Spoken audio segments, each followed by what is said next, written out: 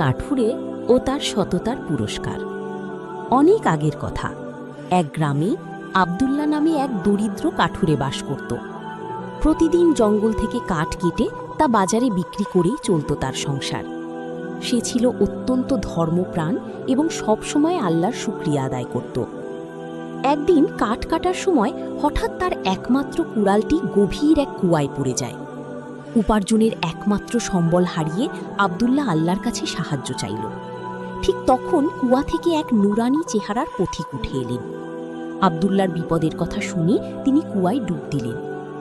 কিছুক্ষণ পর তিনি একটি সোনার কুড়াল নিয়ে ফিরে এলেন এবং জিজ্ঞেস করলেন, এটা কি তোমার?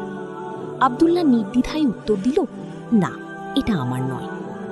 পথিক আবার ডুব দিলেন এবং এবার একটি রূপার কুড়াল নিয়ে এলেন। আব্দুল্লাহ আবারও বলল, না, এটাও আমার নয়। শেষে পথিক আব্দুল্লাহর সেই পুরনো লোহার কুড়ালটি বের করে আনলেন। সেটি দেখে আব্দুল্লাহ খুশিতে বলে উঠল, হ্যাঁ, এটাই আমার কুড়াল।